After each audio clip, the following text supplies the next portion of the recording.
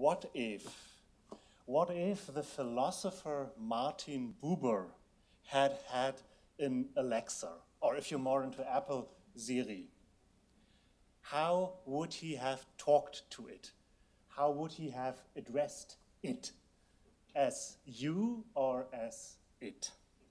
Buber sharply distinguishes between the it world and the thou or you world, between the world of things that we can handle, learn about, control, systematize, and get a hold on, and the world of the person whom we encounter being out of control, who makes a claim on us. Talking about the world of things, we use the word it. Talking about and two persons, we use the words you and thou. On one afternoon, after having reread Buber, this Buberian distinction between thou and it made me listen to my Alexa differently, because I realized that it, Alexa, is addressing me as you, and I tended to address Alexa as you, although Alexa definitely is a thing, although it has a human name. That's the starting point for the thinking that got me into this paper, thinking about personhood in a digital age. What happens if a computer system starts to address humans with the word you, and humans answer by addressing those things as you? One might argue that conversational practices like that blur the distinction between things and person. On that background, I ran into a whole bunch of questions. Should computer systems be designed in a way that prevents this confusion? What does it mean to treat an entity as a person? What follows from this presumption, and what makes an entity prone to be treated as a person? How does it alter our understanding of personhood and of each other as persons if such a small speaker called Alexa can appear to be a person as well? And given the Greek origin of the word person, which also referred to the mask of an actor, which features of that mask person make it possible to give it to a computer as well as to people? And how does and should the mask change under conditions of digital communication? For this paper, which you might have read, I have just picked one of these questions. Namely, I'm quite selectively interested in how the use of digital technologies could alter the practical imagination of oneself and others as personal agents, and the consequences thereof. As I said, I will not read the whole paper, but just briefly introduce you into the categories I'm working with. So I will, as Charles Taylor said, clean my throat and introduce you into the methodology in order to repeat my basic theses and make, in the end, some basic clarifications that already refer to some of the comments you have made. The categories I work with. The specification of the topic stems from two sources. The first source for me is the sociology of social practice, or theory of social practice. And I'm hugely indebted to the work of Pierre Bourdieu, Theodor Schatzky, and Andreas Reckwitz. And following them, I understand a practice as a procedure that always includes material, like this notebook, that includes a body, like this thing here, that includes imaginations, like the pictures I have in my mind about what you might be interested in, what you might be bored of, what it means to speak in front of a public, and so on and so on and so on. And it also includes implicit knowledge. I don't think about moving my hands while I talk, but I have some kind of practical knowledge about how to do that in a, well, more convincing or less convincing way, I don't know. But at least I don't think about it, so there's some kind of implicit knowledge involved. And I think the great thing about the theory of practice is that it allows us to see how these things hang together, how they are connected. They are connected in a way that we can't tear apart from a theoretical standpoint. As soon as I leave this practice, as soon as I become an observer of myself, I can try to talk about the different things as I just did, the material, the body, and the imaginations.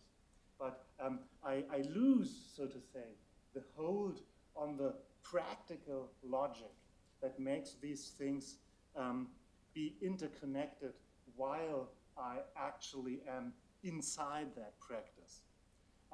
Take riding a bike, for example. As an observer of somebody riding a bike, you can describe the bike and you can describe what the body is doing. But just that description won't teach you how to ride a bike, because there's some kind of practical knowledge and some kind of logic that is only accessible to the one who is participating in that practice. And that these things are interconnected practically. That is the thing I found so interesting and helpful about theories of social practice, because it allows us to see the connection between technology, the things, the body, and imaginations, and always gives us some kind of inner hesitance. We have to be hesitant about saying, well, that is caused by the technology, because as soon as the technology is part of a social practice, it is part of a social practice which is always connected to body and imagination and all that. And what the technology actually does practically is not visible, independent of the very concrete practice I'm actually using it in. And that's, I think, what this category of social practice helps us to see, and that's what I value that category for. I already used the term imagination, and with using the term imagination, I'm drawing on Charles Taylor, on Benedict Anderson, and on the little-known philosopher Cornelius Castoriadis. They all talk about the social imaginary. And the social imaginary is the collective resource and horizon in which people participating in a certain practice make sense of what they are doing, make sense of their lives, of ourselves, of actions, and so on. These are, yes, and there's two things, the theory of the imaginary and the theory of practices gave me the categories to deal with that topic of personhood and personal agency in the digital age. I'm dealing with images inscribed in the Western modern social imaginary. And to be more precise, images of personhood and personal agency. And to deal with images of personal agency that play always a role in our digital practices that framework has consequences for the thinking. First of all, I'm not talking about whether anybody of us is a person or not. I'm not talking metaphysically or ontologically or even empirically. I'm not interested in whether we are free, whether we are personal agents or we are persons. I'm interested in what it means to imagine oneself and others as persons. People imagine themselves as others as persons and treat each other as persons. And that's the interesting thing. That's the thing I'm interested in. What I am asking for is the ground for subjective plausibility. Behind that stands a conviction of Benedict Anderson that an imagination needs to be plausible in order to become part of the social imaginary. But plausibility does not mean what I see from the standpoint of the observer, but plausibility is subjective plausibility. So in living my everyday life, in participating in digital practices, certain images of being a person need to be plausible to me. Otherwise, they wouldn't be part of the social imaginary that has an impact on me. Secondly, I am talking, in my paper, I'm talking about John Locke and Bonhoeffer, but even if that sounds scary, I'm not that interested in John Locke and Dietrich Bonhoeffer's thinking in this paper. In other papers, I'm interested in Dietrich Bonhoeffer's thinking at least, but in this one, I'm not. Rather, their theories serve as a pointer to what has become part of the social imaginary.